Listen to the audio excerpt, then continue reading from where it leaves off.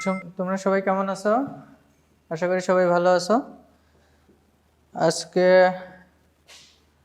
আমরা আবার সেই একই চ্যাপ্টার নিয়ে পড়াশোনা করব, যেটা হচ্ছে basic die, it's application, basic die application, structure, classification, এই বিষয়গুলো নিয়ে হচ্ছে আমরা আজকে একটু স্টাডি করব। দেখি কেমনে বেসিক ডাই ফাইবারের সাথে রিয়াকশন করে, অথবা কেমিস্ট্রিটা কি এবং ডাই ফাইবার মেকানিজম এবং ইন্ডাস্ট্রিয়াল প্র্যাকটিক্যাল অ্যাপ্লিকেশন, এই বিষয়গুলো নিয়ে একটু দেখবো আর কি।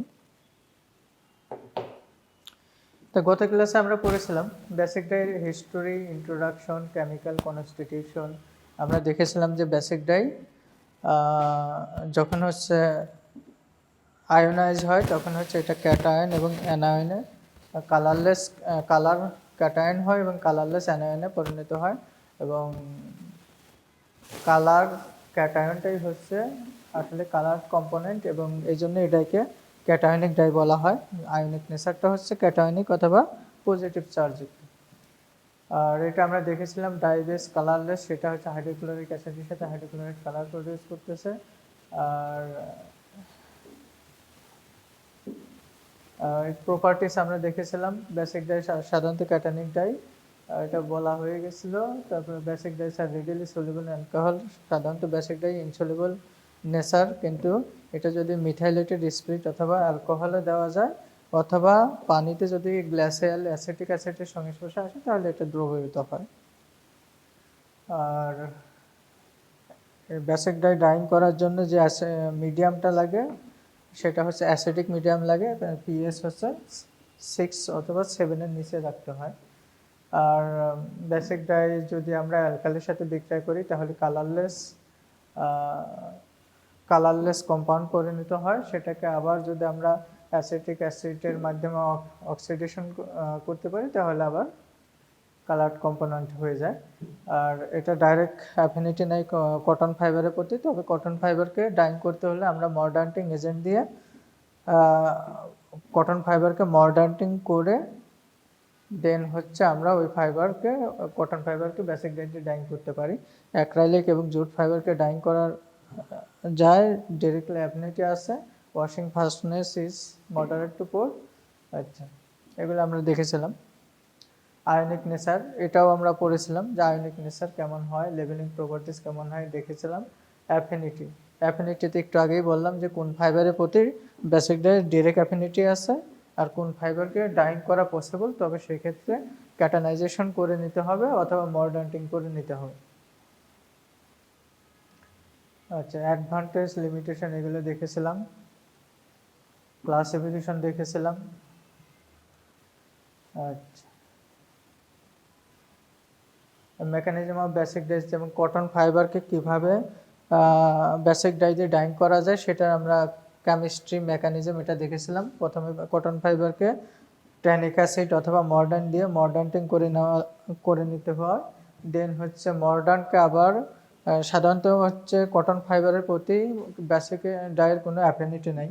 অ্যাসিটিক কটন ফাইবারের মধ্যে অ্যাসিটিক গ্রুপ সাইড না থাকার কারণে সেটা কি হয়, সাইড না থাকার কারণে সেটা কি হয়, সেলুলোজের সাথে কোনো ইন্টারাকশন করে না, যে কারণে কটন ফাইবারকে মর্ডান্ট হিসেবে ট্যানিক অ্যাসিড দিয়ে ট্রিট করে নেওয়া হয়, এবং ট্যানিক অ্যাসিড দিয়ে ট্রিট করার পর দেন এটা আবার অ্যাসিটিক অ্যাসিডের দ্বারা অথবা টার্টারিউমেটিক অ্যাসিডে ফিক্সিং আপ করে নিতে হয়, যাতে ট্যানিক অ্যাসিডটা সেলুলোজের হাইড্রোক্সাল গ্রুপের সাথে ফিক্সড আপ হয়। এরপরে এই ট্যানিক অ্যাসিডের হচ্ছে বেসিক ডাইস এবং সেলুলোজ বোথ পার্টের সাথে এক ধরনের লিঙ্কেজ তৈরি করতে পারে। তখন এই মর্ডান্টেন ফাইবারটাকে আমরা বেসিক ডাই দিয়ে ডাইং করলে তখন বেসিক ডাই কটন ফাইবারের সাথে লিঙ্ক আপ হয় এবং এভাবেই কটন ফাইবার ডাইং করা হয়ে থাকে।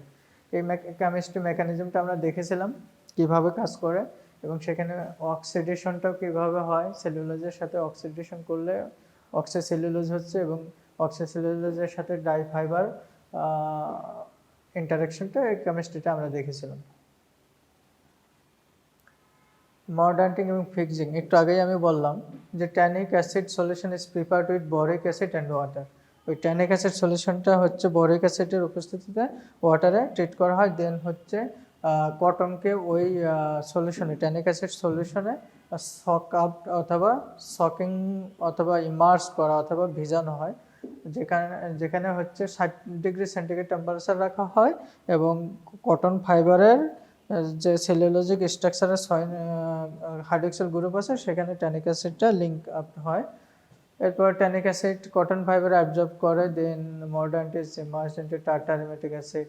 এরপর আছে সেলুলোজ, এই কটন ফাইবারকে ট্যানিক অ্যাসিড দ্বারা ট্রিট করার পর এটা টার্টারিমেটিক অ্যাসিডে ট্রিট করলে তখন ট্যানিক অ্যাসিডটা সেলুলোজের সাথে ফিক্সড আপ হয়, মানে ফিক্সিং করার জন্য অথবা ফিক্সড আপ করার জন্য।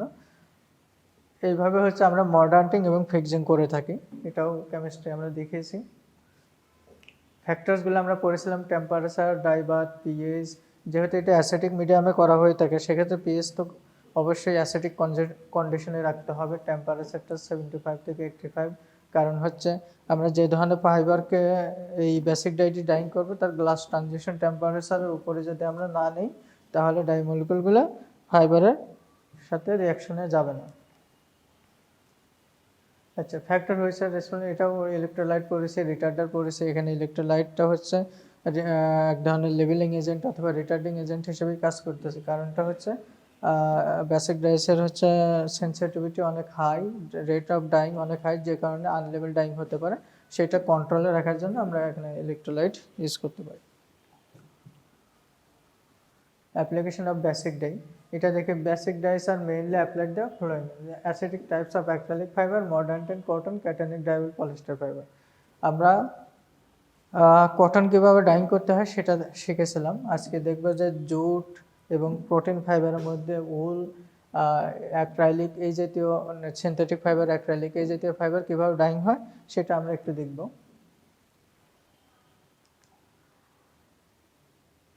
Dyeing of acrylic fibre with basic dye. সাধারণত অ্যাক্রাইলিক ফাইবার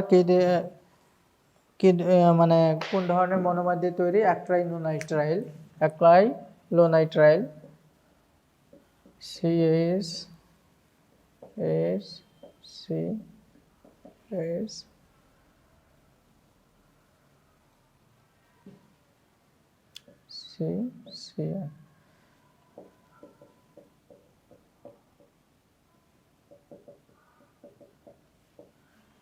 এটা অ্যাক্রিলিক ফাইবারের মনোমার অথবা র ম্যাটেরিয়ালটা হচ্ছে অ্যাক্রাইলোনাইট্রাইল। এটাই হচ্ছে মেইন র ম্যাটেরিয়াল। এটাই হচ্ছে যখন পলিমারাইজেশন যায় তখন হচ্ছে অ্যাক্রিলিক ফাইবার প্রডিউস হয়। তাই অ্যাক্রিলিক ফাইবার যখন আমরা ডাইং করতে যাব তখন আসলে কোপলিমার ইউজ করতে হয়। কোপলিমার যদি ইউজ না করা যায় সাধারণত অ্যাক্রিলিক ফাইবারের সাথে বেসিক ডাইয়ের ইন্টারাকশনটা হচ্ছে না, এজন্য এখানে জাস্ট পলিমারাইজেশন করে কোপলিমার অ্যাটাচ করতে হয়, সেটা এখানে দেখানো আছে। যেমন এক্স সায়ানাইড একটা রিমুভ করে আমাদের কি করতে হচ্ছে, CN, এটা এভাবে লেখা যায়। সায়ানাইড গ্রুপটা রিমুভ করে এখানে আমরা জাস্ট হচ্ছে ক্লোরিন, অ্যাসিটেট, তারপর হচ্ছে অ্যামাইড, সালফোনেট এই জাতীয় গ্রুপগুলো অ্যাড করে দিলে তখন দেখা যাচ্ছে যে এগুলো ফাইবারের সাথে বন্ড অক্সিক্রোম গ্রুপের মতো কাজ করতেছে, বন্ড ক্রিয়েশন করতেছে ফাইবারের সাথে। তার মানে দাঁড়ালো অ্যাক্রাইলিক ফাইবারের মনোমারটা হচ্ছে অ্যাক্রাইলোনাইট্রাইল এবং এটার কি বলে, এটা যথেষ্ট পরিমাণ কম্প্যাক্ট এবং আনঅ্যাবজর্বেন্ট, মানে হাইড্রোফোবিক নেচারের। সাধারণত অ্যাবজর্পশন অথবা হাইড্রোফোবিক নেচার হওয়ার কারণে এটা ডাইং করা একটু ডিফিকাল্টি। এই ডিফিকাল্টিস রিমুভ করার জন্য এটাকে কোপলিমারাইজেশন করতে হয় এবং সেক্ষেত্রে জাস্ট সায়ানাইড গ্রুপটাকে রিমুভ করে এই জায়গাতে ক্লোরিন অথবা অ্যাসিটেট অথবা অ্যামাইড অথবা sulphonate group, acetic group add করতে হয়, যেটা অক্সিক্রোম গ্রুপের মতো কাজ করে ফাইবারের সাথে বন্ড ক্রিয়েশনে সাহায্য করে এবং ফাইবারটাকে ডাইড অথবা কালার করে। Dyeing of acrylic fibre with basic dyes আরও দেখা যাচ্ছে। A polymerization of acrylonitrile and the copolymer is carried out by using redox initiator. এই ইনিশিয়েটরের সাহায্যে আমরা এই পলিমারাইজেশন প্রসেসটা আমরা করতে পারি এবং এখানে দেখা যাচ্ছে যে ডিগ্রি অফ পলিমারাইজেশন হয় 2000 and during reaction copolymerase is taken not more than 15% and acrylonitrile is taken 85%। এবং এই পলিমারাইজেশন রিয়াকশনের ক্ষেত্রে আমাদের যে কোপলিমারটা অ্যাটাচ করা হবে এটা হচ্ছে টোটাল অ্যাক্রাইলিক ফাইবারের স্ট্রাকচারের পার্সেন্টেজের মধ্যে 85% হবে অ্যাক্রাইলোনাইট্রাইল এবং বাকি 15% আসবে হচ্ছে অ্যাসিটেট অথবা সালফোনেট অথবা অ্যামাইড এই জাতীয় লিঙ্কেজ ফাংশনাল গ্রুপগুলো আসবে অথবা অক্সিক্রমিক গ্রুপগুলো আসবে। Dyeing reaction may be represented as follows. AC দ্বারা এখানে বোঝা যাচ্ছে acrylic fibre SO3 negative charge sulphonate group, SO3 acrylic fibre with negative charge sulphonate group, D plus দ্বারা হচ্ছে ডাইক্যাটায়ন। আর এখানে রিয়াকশনটা দেওয়া আছে acrylic fibre with sulphonate group negatively charge plus হচ্ছে ডাই মলিকুল। এখানে জাস্ট হচ্ছে এই cationic positively charge dye molecule sulphonate গ্রুপযুক্ত অ্যাক্রাইলিক ফাইবারের সাথে অ্যাটাচ হয়ে যাচ্ছে। এটাই হচ্ছে অ্যাক্রাইলিক ফাইবার এভাবে বেসিক ডাইসের সাথে রিয়াকশন করে এবং ফাইবার একটা পার্টে পরিণত হয়। Dyeing of jute fibre. এখন আসি আমরা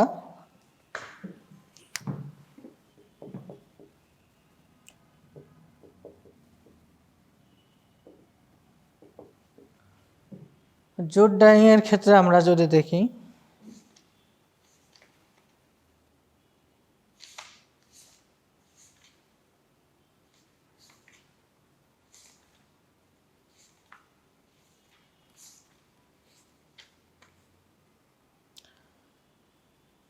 এটা জুট ফাইবার যখন আমরা বেসিক ডাইটি ডাইং করব তখন আমরা হচ্ছে খুব ব্রিলিয়ান্ট শেড পাবো, তবে এখানে হচ্ছে ওয়াশ ফাস্টনেসটা লাইট ফাস্টনেসটা খুব একটা ভালো পাবো না, ওয়াটার ফাস্টনেস লাইট ভালো পাবো না। আর এটা ডাইং খুবই সিম্পলি করা যায়, জাস্ট হচ্ছে খুব সহজেই করা যায়। এখানে রেসিপিটা আমি একটু লিখে দিই, যেমন ওয়েটিং এজেন্ট লাগে, waiting agent suppose X% on the according to the requirement অথবা সাধারণত 0.5 থেকে 1.5 গ্রাম পার লিটার ইউজ করা হয়। সিকোয়েস্টারিং এজেন্ট ইউজ করা হয়, এটাও হয়তো X% অথবা X গ্রাম পার লিটার। আর সিকোয়েস্টারিং এজেন্টে ইউজ করা হচ্ছে তারপরে হচ্ছে ওয়াটারের হার্ডনেস রিমুভ করার জন্য। তারপরে হচ্ছে ডাই স্টাফ হয়তো বেসিক ডাই দিলাম X% on the weight of fabric. Temperature আমরা হয়তো দিব বয়লিং টেম্পারেচার, সাধারণত রেঞ্জ হয়ে থাকে হচ্ছে 80 থেকে 100 ডিগ্রি সেন্টিগ্রেড। পিএইচ এখানে যেহেতু আমাদের আমরা কি করি সাধারণত বেসিক ডাই দিয়ে অ্যাসিডিক মিডিয়ামে ডাইং করে থাকি, তাহলে সেক্ষেত্রে আমাদের পিএইচ অবশ্যই কত থাকবে 6 এর নিচে, তাই ধরে নিলাম 4 থেকে 5। আর টাইম হয়তো 45 থেকে 60 মিনিট। এভাবে হচ্ছে আমরা এখানে অ্যাসিটিক অ্যাসিড যেহেতু বেসিক ডাই আমরা ডাইং করি অ্যাসিটিক মিডিয়ামে, তো সেক্ষেত্রে উইক অ্যাসিটিক অ্যাসিড তো আমাদের নিতেই হবে এই পিএইচটাকে এই পর্যায়ে রাখতে গেলে।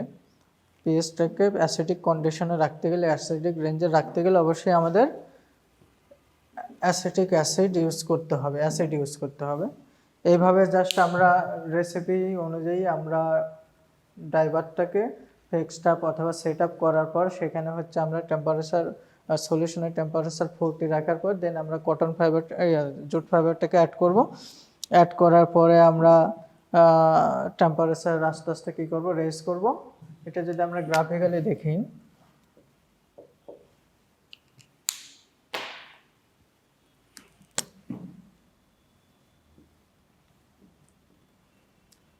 তাহলে আমরা এইভাবে বলতে পারি এটা হচ্ছে টেম্পারেচার টাইম 40 ডিগ্রি সেন্টিগ্রেড আমরা ডাইভার সেট করলাম। এখানে হয়তো আমরা জুট দিলাম ফাইবার, তারপর দিলাম হচ্ছে কেমিক্যাল, তারপর ডাইস দিলাম, দেওয়ার পর এটা হচ্ছে আমরা টেম্পারেচার 80 অথবা 90 অথবা 100 ডিগ্রি সেন্টিগ্রেড তুললাম। তোলার পরে এটা হয়তো 45 অথবা 50 মিনিট চলার পর দেন এটা আমরা 60 ডিগ্রি সেন্টিগ্রেড টেম্পারেচারটা ডাউন করলাম। এরপর আমরা ওয়াশ করে দেব। এখানে গ্রেডিয়েন্ট থাকবে হয়তো 2.5 ডিগ্রি সেন্টিগ্রেড পার মিনিট। গ্রেডিয়েন্টটা হচ্ছে ধাপে ধাপে টেম্পারেচারটা প্রতি মিনিটে এত ডিগ্রি সেন্টিগ্রেড করে রাইজ করা হবে। একবারে তোলা পসিবল না, তো একবারে তোলা যাবে না এটি। আর আফটার ট্রিটমেন্ট হচ্ছে জুট ফাইবার যখন আমরা ডাইং করব বেসিক ডাই দিয়ে, তখন হচ্ছে এভাবে ডাইং কমপ্লিট হয়ে যাওয়ার পরে আমরা আফটার ট্রিটমেন্ট করব 2% অ্যাসিটিক অ্যাসিড দিয়ে, আর 15 থেকে 20 মিনিট। এরপরে যদি আমাদের দেখা যাচ্ছে যে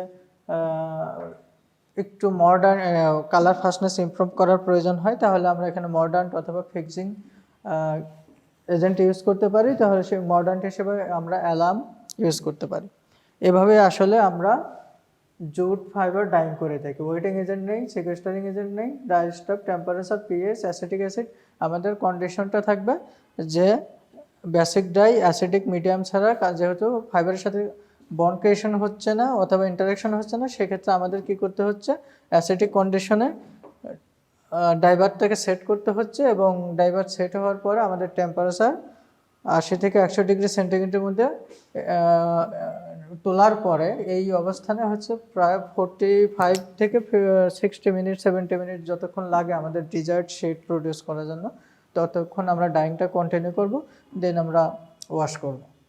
এভাবেই আমরা জুট ফাইবারকে বেসিক ডাই দিয়ে ডাইং করতে পারি। যদি এমন হয় যে আমাদের ফিক্সিংটা আরও বেশি প্রয়োজন, তাহলে আমরা সেক্ষেত্রে ফিক্সিং এজেন্ট মডার্ন, অ্যালার্ম অথবা অ্যালার্ম জাতীয় মডার্ন আমরা ইউজ করে ফিক্সিং করে নিতে পারি। আচ্ছা, এটা গেল dyeing of jute fibre with basic die.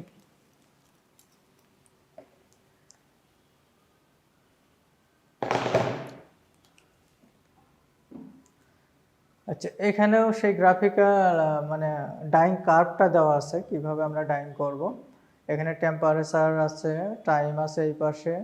Just হচ্ছে আমরা ডাইভার সেট করার পর অ্যাসিটিক অ্যাসিড নিলাম, সোডিয়াম অ্যাসিটেট নিলাম, সিকুয়েস্টারিং অ্যাসিড, ওয়াটার নিলাম, অ্যাড স্যাম্পল, তারপর হচ্ছে ডাই নিলাম, দেন হচ্ছে টেম্পারেচার 90 ডিগ্রি পর্যন্ত তুললাম। জাস্ট আমি বলেছিলাম যে 80 থেকে 100 ডিগ্রি সেন্টিগ্রেড। এরপরে হচ্ছে 45 থেকে 1 ঘন্টা 70 মিনিট চালাইলাম। এরপরে আমরা কুলিং করে ওয়াশ করে দিলাম। আচ্ছা, দেন অ্যাড, এই কথাগুলো এখানে লেখা আছে।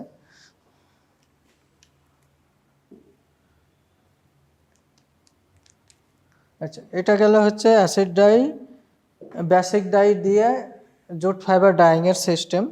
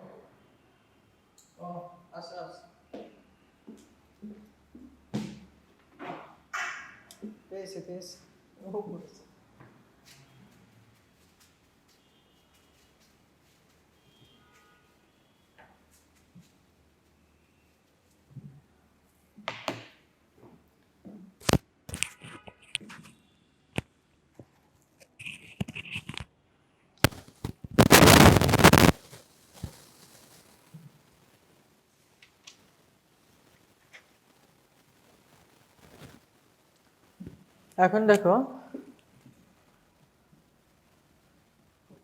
Dyeing of protein fibre with basic dye. Protein fibre হিসেবে এখানে হতে পারে উল, সিল্ক হতে পারে, ন্যাচারাল প্রোটিনের ক্ষেত্রে। তা আমরা উল ফাইবারটাই ডাইং করে দেখি। উল ফাইবারটা আমরা কিভাবে ডাইং করি তার একটা আগে গ্রাফটা আমরা দেখি, ডাইং কার্ভটা দেখি। Temperature time. তো আমরা জাস্ট 40 ডিগ্রি সেমভাবে 40 ডিগ্রি সেন্টিগ্রেডে আমরা বারটাকে সেট করার পর এখানে কেমিক্যাল অ্যাড করব, ওয়াটার কেমিক্যাল হাবি যাবে এগুলো অ্যাড করার পরে দেন হচ্ছে আমরা অক্সিলারি সেট করব, অক্সিলারিজ ডাইস, এরপর হচ্ছে টেম্পারেচার তুলব হচ্ছে আমরা 90 থেকে 100, সেই একই 80 ডিগ্রি থেকে 100 ডিগ্রি সেন্টিগ্রেড বয়েলিং টেম্পারেচার। দেন এটা চলবে হচ্ছে 30 থেকে 45 থেকে 50 মিনিট। এরপরে এটাকে আমরা কুল করব অথবা ড্রেন করব। এটা গেল হচ্ছে উল ফাইবারকে আমরা কিভাবে বেসিক ডাই দিয়ে ডাইং করব। ডাইং কার্ভ অথবা সিস্টেমটা একই রকম, কিন্তু এখানে উল ফাইবারের সাথে বেসিক ডাইয়ের কী ধরনের কেমিস্ট্রি অথবা ডাইং মেকানিজম যেটা সেটা আমরা একটু দেখি। সাধারণত উল ফাইবারের দুই ধরনের গ্রুপ থাকে, একটা হচ্ছে অ্যামাইনো গ্রুপ থাকে আর একটা হচ্ছে সি ডবল অ্যাসিডিক গ্রুপ থাকে।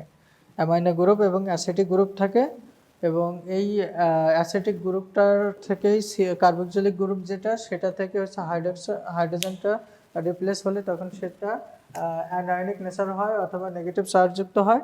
এর সাথে হচ্ছে পজিটিভ চার্জযুক্ত বেসিক ডাইসের যে হাইড্রোক্লোরাইড কালার কম্পোনেন্ট সেই পার্টটা হচ্ছে যুক্ত হয়, যুক্ত হয়ে ফাইবারের সাথে ফাইবারকে কালার করে। তাহলে কেমিস্ট্রিটা একটু দেখি আমরা। H2NCOOH, এটাকে আমরা বলতেছি উল ফাইবার।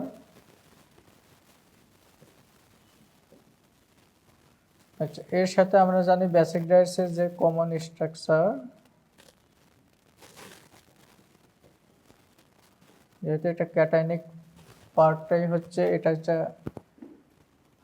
কালার্ড কম্পোনেন্ট বেসিক ডাইসের, এবং এটা যখন এই উল ফাইবারটা যখন হচ্ছে সলিউশনে অথবা আয়নাইজ স্টেজে আসে তখন এটা কি হবে, এখান থেকে জাস্ট হাইড্রোজেনটা রিপ্লেস হয়ে এটা নেগেটিভ চার্জ যুক্ত হবে, রিপ্লেস হয়ে H3N পজিটিভ চার্জ যুক্ত হচ্ছে, C+O নেগেটিভ চার্জ যুক্ত। এই স্টেজে যখন আসতেছে তখন এই ডাইয়ের মলিকুল এটার সাথে যুক্ত হয়ে জাস্ট একটা কালার পার্টে পরিণত হচ্ছে।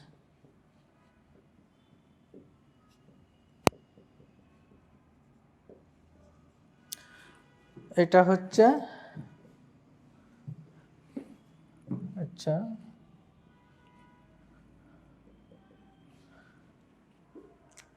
জাস্ট প্রোটিন ফাইবার উল ফাইবারকে যদি আমরা ডাইং করতে চাই তখন যখন সলিউশনে আমরা উল ফাইবারটা দিচ্ছি তখন এটা কি হচ্ছে, আয়নাইজ হচ্ছে।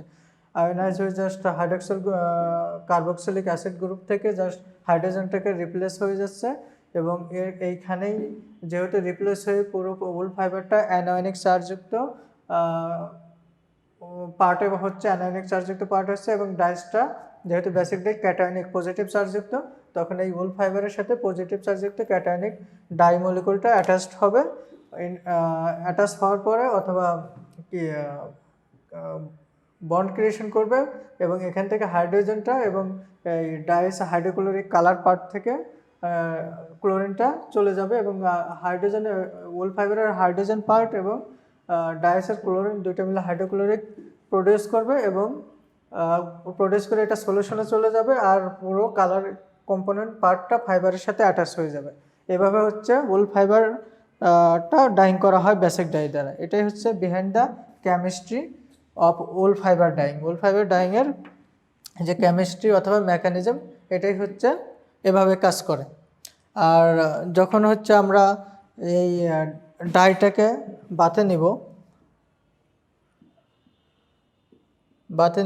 আমরা বেসিক ডাই নিলাম, তারপর হচ্ছে ওয়াটার নিলাম, এরপরে হচ্ছে অ্যাসিড নিলাম,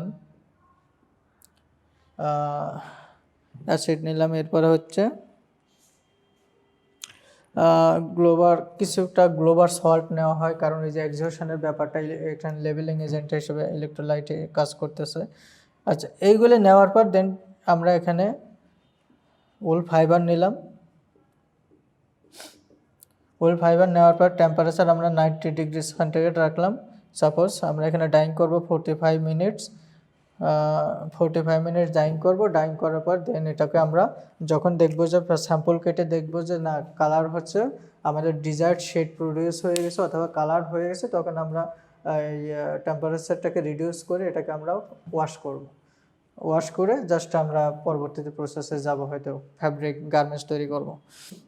তাহলে উল ফাইবারটার নর্মালি আমরা এভাবে ডাইং করে থাকি ইন্ডাস্ট্রিয়াল অ্যাপ্লিকেশনে। আর এর পেছনের কেমিস্ট্রিটা হচ্ছে এটা। সাধারণত উল ফাইবার যখন আয়নাইজেশন হয় তখন হচ্ছে এর মলিকুলার স্ট্রাকচারে দুইটা গ্রুপ থাকে, অ্যামাইনো আর হচ্ছে অ্যাসিডিক। অ্যাসিডিক পার্ট যে কার্বক্সিলিক অ্যাসিডিক পার্ট, সেখান থেকে হাইড্রোজেনটা রিপ্লেস হয়ে যায়, ক্লোরিনের সাথে বিক্রিয়া করে হাইড্রোক্লোরিক উৎপন্ন করে। আর ডাইটা বেসিক ডাইটা যেহেতু হচ্ছে positively charge hydrochloride colour component, এটা ওই তখন উল ফাইবারের যে অ্যানায়নিক চার্জ হয়ে যাচ্ছে তার সাথে হচ্ছে পজিটিভ নেগেটিভ ইন্টারাকশন হয়ে বন্ড ক্রিয়েশন হচ্ছে এবং উলের একটা পার্টে পরিণত হচ্ছে। এভাবে উল ফাইবারটা ডাইড হচ্ছে আর হাইড্রোক্লোরিক এটা সলিউশনের সাথে মিশে যাচ্ছে। এভাবেই হচ্ছে আমরা উল ফাইবারকে ডাইং করে থাকি। আচ্ছা, এটাই গেল হচ্ছে উল ফাইবার ডাইং সিস্টেম। আফটার ট্রিটমেন্টগুলো হচ্ছে just hot wash, cold wash, এবং যদি আমাদের মডার্নিং অথবা ফিক্সিংয়ের প্রয়োজন হয় কালার ফাস্টনেসটাকে আরও ইমপ্রুভ করার জন্য, তাহলে সেক্ষেত্রে আমরা মডার্নিং অথবা ফিক্সিং করতে পারি ডাইং করার পর।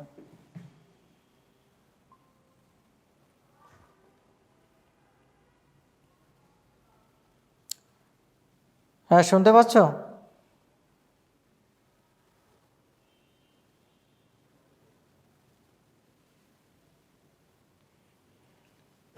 আচ্ছা, এটা গেল হচ্ছে উল ফাইবার ডাইংয়ের মেথড। আমরা কিভাবে উল ফাইবার অথবা প্রোটিন ফাইবার বেসিক ডাই দিয়ে ডাইং করতে পারি।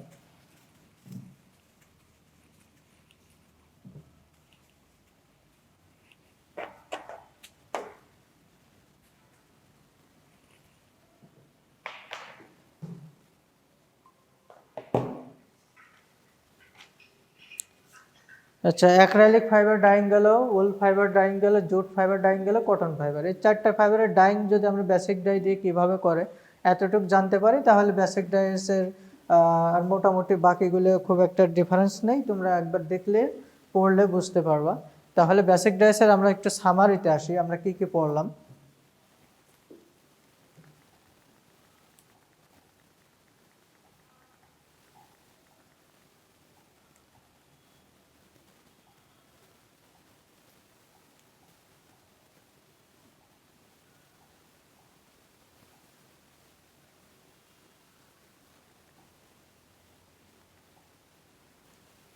বেসিক ডাইসের সামারিতে যদি আমরা আসি, আমরা প্রথমে পড়েছিলাম ইন্ট্রোডাকশনে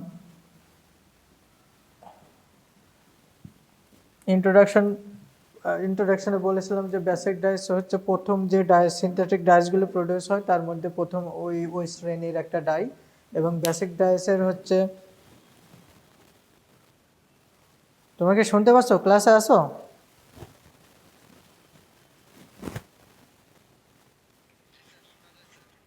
আচ্ছা, ঠিক আছে, একটু লাইনে থাকো।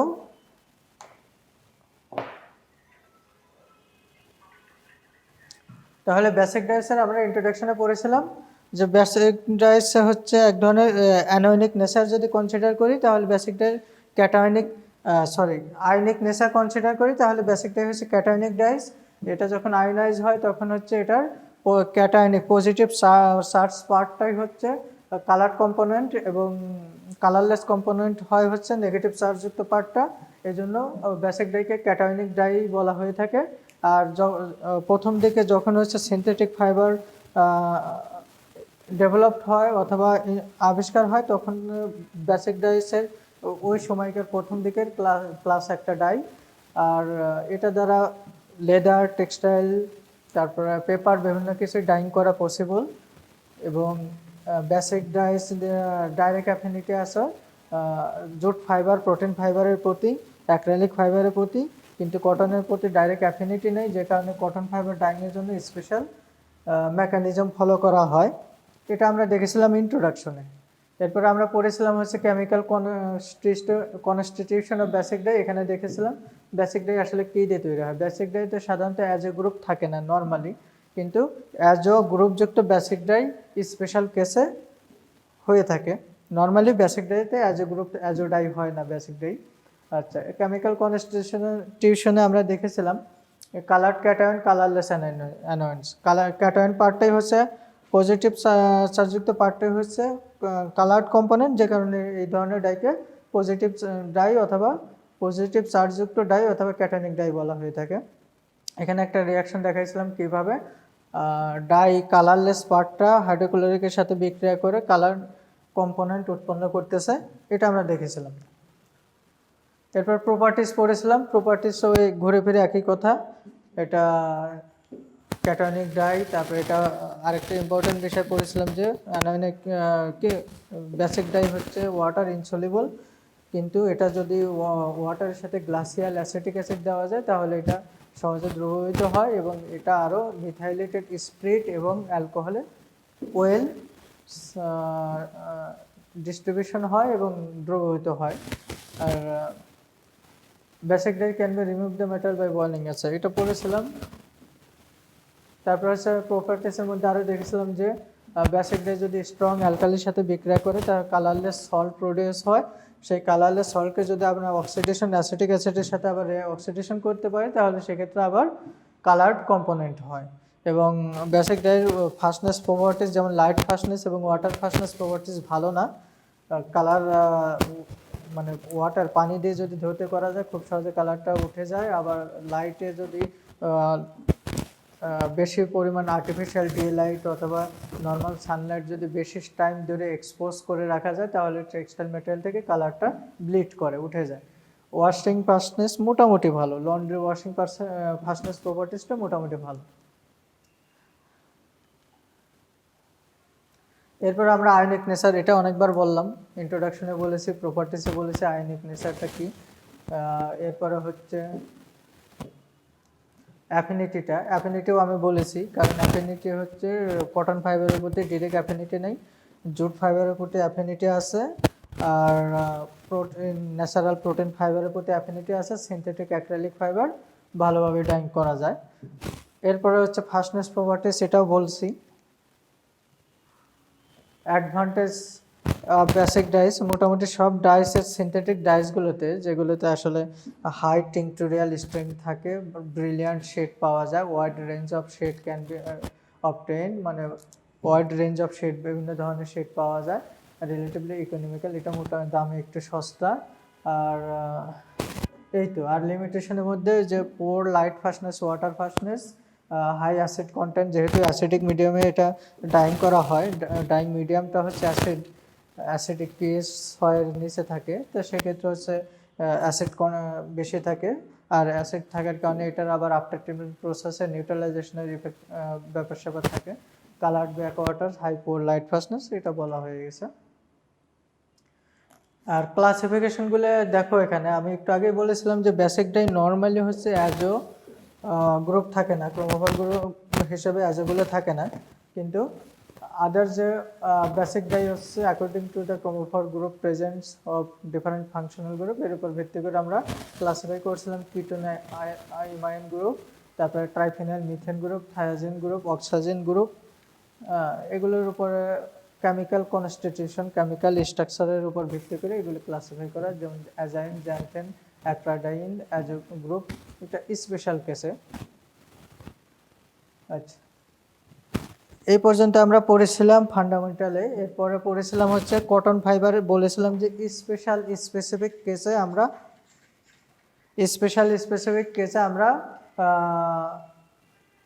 কটন ফাইবারকে বেসিক ডাই দিয়ে ডাইং করতে পারি। সেই কটন ফাইবার ডাইং করতে হলে যেহেতু ডাইরেক্ট অ্যাফিনিটি নেই, সেক্ষেত্রে আমরা মর্ডান্টিং করে নিয়েছিলাম, মর্ডান্টিং এবং ফিক্সিং করে নিয়েছিলাম। মর্ডান্ট হিসেবে এখানে ট্যানিক অ্যাসিড ইউজ করা হয়েছিল, যেহেতু বেসিক ডাই যে ফাইবারের মধ্যে অ্যাসিডিক গ্রুপ নাই, সেই ফাইবারের প্রতি তার কোনো ইন্টারাকশন হয় না, ডাইং করা যায় না। এই জন্য কটন ফাইবারে যেহেতু হাইড্রক্সিল গ্রুপ থাকে, অ্যাসিডিক গ্রুপ নাই, সে কারণে এটার জন্য কী করতে হয়, ট্যানিক অ্যাসিড দিয়ে এটা মর্ডান্টিং করে নিতে হয় অথবা ক্যাটানাইজেশন প্রসেসের মাধ্যমে ক্যাটানাইজেশন করে নিতে হয়। তা এটা হচ্ছে কটন ফাইবারকে আমরা ট্যানিক অ্যাসিড দিয়ে কীভাবে কটন ফাইবার মর্ডান্ট হয় এটা আমরা কেমিস্ট্রি দেখেছিলাম। সেলুলোজের হাইড্রক্সাইল গ্রুপের সাথে কীভাবে বন্ড ক্রিয়েশন করতেছে ট্যানিক অ্যাসিড, এবং এরপরে সেই মর্ডান্টেড ফাইবারটা আমরা আবার হচ্ছে টার্টারিমেরিক অ্যাসিডের মাধ্যমে মর্ডানকে কটন ফাইবারের সাথে ফিক্স আপ করাইছিলাম। দেন হচ্ছে সেই মর্ডান্টেড ফিক্সড আপ কটন ফাইবারকে আমরা বেসিক ডাই দিয়ে ডাইং করেছি, এবং সেই কেমিস্ট্রি অথবা মেকানিজম আমরা পুরোটা দেখেছি। এরপরে হচ্ছে আমরা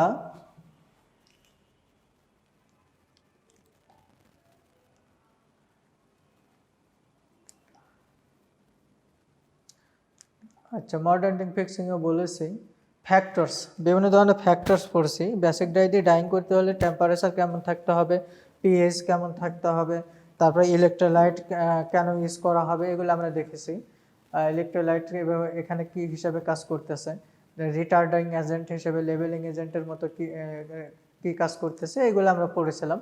এরপর হচ্ছে অ্যাপ্লিকেশন অফ বেসিক ডাইস, এটা হচ্ছে অ্যাসিডিক টাইপস অফ ফাইবারকে আমরা ডাইংয়ের জন্য ইউজ করছি, যেমন অ্যাক্রাইলিক ফাইবার, তারপরে মডার্ন cotton fibre, jute fibre, wool, এই ধরনের ফাইবারগুলোকে কিন্তু আমরা ডাইং করেছি বেসিক ডাই দিয়ে, এবং তার কেমিস্ট্রি, মেকানিজম এবং ডাইং যে মেথড সেগুলো আমরা দেখেছি, রেসিপি সহকারে দেখেছি। আর সেইগুলো এখানে দেওয়া আছে, যেমন অ্যাক্রাইলিক ফাইবার ডাইংয়ের ক্ষেত্রে অ্যাক্রাইলোনাইট্রাইল যে মনোমার থাকে এটা হচ্ছে হাইড্রোফোবিক নেচারের থাকে এবং অনেক কম্প্যাক্ট, ক্রিস্টালিনিটি অনেক বেশি থাকে, যে কারণে এটাকে ডাইং করতে হলে নেক্সট পলিমারাইজেশনে কোপলিমার অ্যাড করে নিতে হয়। সেই কোপলিমার হিসেবে এখানে জাস্ট ক্লোরিন অথবা অ্যাসিটেট অথবা সালফোনেট, অ্যামাইড, এই জাতীয় লিঙ্কেজ অবজক্রমিক গ্রুপগুলো অ্যাড করে দেওয়া হয়, তখন এটার খুব সহজে বেসিক ডাইসের সাথে ইন্টারাকশন হয় এবং ডাইং করা যায়। এভাবে আমরা অ্যাক্রিলিক ফাইবার ডাইং করে তার কেমিস্ট্রি দেখেছি এবং পাশাপাশি dyeing procedure with dyeing curve সহ দেখেছি। আচ্ছা, অ্যাক্রিলিক ফাইবার গেল, দেন হচ্ছে আমরা জুট ফাইবার, এভাবে জাস্ট অ্যাক্রিলিক, জুট, কটন, তারপর হচ্ছে উল ফাইবার, এইগুলো আমরা ডাইং করেছি। তো এটা গেছে মোটামুটি বলতে গেলে অ্যাক্রিলিক ফাইবার বেসিক ডাই দ্বারা বিভিন্ন ফাইবারে ডাইং করার মেকানিজম এবং অ্যাপ্লিকেশন মেথড। এখন আমরা যে লাস্ট টপিকটা পড়বো সেটা হচ্ছে differentiation.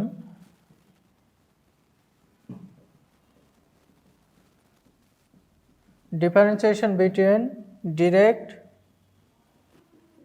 Acid and basic dye. আমরা অ্যাসিড ডাইটা এখনো পড়ে নাই, নেক্সট ক্লাসে আমরা অ্যাসিড ডাই শুরু করব। তা এটার ক্ষেত্রে আমরা যদি ডিফারেন্সিয়েশন করতে চাই, ডাইরেক্ট, অ্যাসিড, বেসিক, এই তিনটা ডাই যদি ডিফারেন্সিয়েশন করতে চাই তাহলে আমরা এভাবে ক্লাসিফাই করতে পারি, আইডেন্টিফাই এভাবে করতে পারি। যেমন ডিরেক্ট ডাইসের হচ্ছে ডাইমলিকুল সাইজটা একটু বড়, অ্যাসিড ডাইসের ক্ষেত্রে একটু ছোট, আর বেসিক ডাইমলিকুল হচ্ছে সাইজ হচ্ছে অ্যাসিড ডাই থেকে একটু বড় বাট ডিরেক্ট ডাই থেকে ছোট। আর ডিরেক্ট ডাই সাধারণত অ্যাজ কম্পাউন্ড যুক্ত হয়ে থাকে। অ্যাসিড ডাইসের ক্ষেত্রে অ্যাজ গ্রুপ, ডিরেক্ট ডাইয়ের ক্ষেত্রে এক বা একাধিক অ্যাজ ডাই গ্রুপযুক্ত গ্রুপ থাকতে পারে, অ্যাসিডের ক্ষেত্রে একটা অ্যাজ গ্রুপ থাকে। আর বেসিক ডাইসের ক্ষেত্রে নর্মালি বেসিক ডাইসের ক্লাসিফিকেশন আমরা দেখলাম অ্যাজও খুব কম থাকে। আর dyeing is done in direct ডাইয়ের ক্ষেত্রে আছে আমরা অ্যালকালাইন মিডিয়ামে ডাইং করে থাকি, পিএইচ 7-এর উপর থাকে। অ্যাসিড ডাইসের ক্ষেত্রে আমাদের পিএইচ অ্যাসিডিক কন্ডিশনে থাকে। বেসিক ডাইয়ের ক্ষেত্রে আমাদের ডাইং মিডিয়াম অ্যাসিডিক হয়ে থাকে। আর অ্যানোয়নিক নেচারের দিক থেকে যদি আমরা তিনটা ডাইকে কম্পেয়ার করি, ডিরেক্ট ডাই হচ্ছে আয়নিক নেচারের উপর ভিত্তি করে যদি আমরা তিনটা ডাইকে ক্লাসিফাই করতে চাই, ডিরেক্ট ডাই হচ্ছে অ্যানোয়নিক, অ্যাসিড ডাইও অ্যানায়নিক, মানে নেগেটিভ চার্জযুক্ত কালার পার্টটা, আর বেসিক ডাই হচ্ছে ক্যাটায়নিক, এটা হচ্ছে পজিটিভ চার্জযুক্ত কালার পার্টটা। এটা হচ্ছে আমরা যদি আয়নিক নেচারের উপর ভিত্তি করে এভাবে বলে থাকি। এরপর হচ্ছে অ্যাফিনিটির ক্ষেত্রে যদি অ্যাফিনিটি বলে থাকি তাহলে এটা ডিরেক্ট ডাই হচ্ছে সেলুলোজিক ফাইবারের প্রতি ডিরেক্ট অ্যাফিনিটি থাকে, খুব সহজে এটা অ্যাপ্লাই করা যায়, ডাইং করা যায়। অ্যাসিড ডাই হচ্ছে প্রোটিন ফাইবার এবং পলিঅ্যামাইড ফাইবার, প্রোটিন এবং নাইলন এই জাতীয় ফাইবারগুলিকে খুব সহজে ডাইং করা যায়, অ্যাট্রাকশন ভালো, অ্যাফিনিটি ভালো।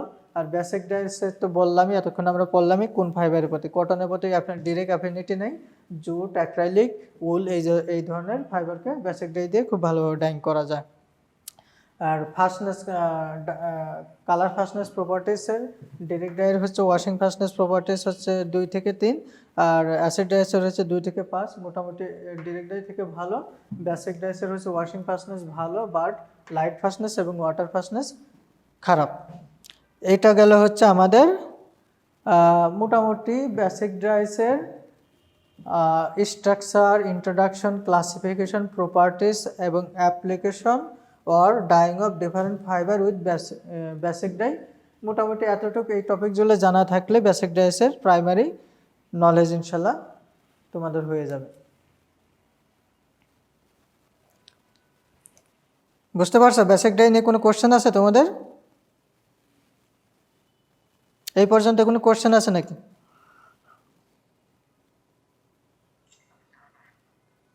আচ্ছা ঠিক আছে, তো আজকের ক্লাস এই পর্যন্তই।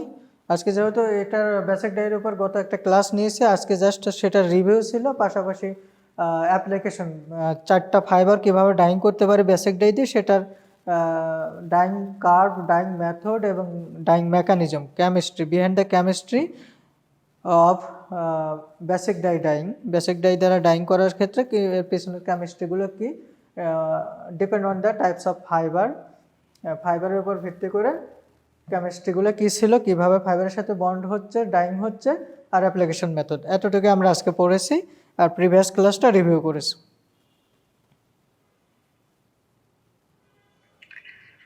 তো ঠিক আছে, হ্যাঁ তোমরা একটা স্ক্রিনশট নিয়ে আমাকে দিয়ে দিও, আমার গ্রুপে দিয়ে দিও, অথবা আমাদের এই সাবজেক্টের হোয়াটসঅ্যাপ গ্রুপ আছে সেখানে একটা স্ক্রিনশট নিয়ে দিয়ে দিও।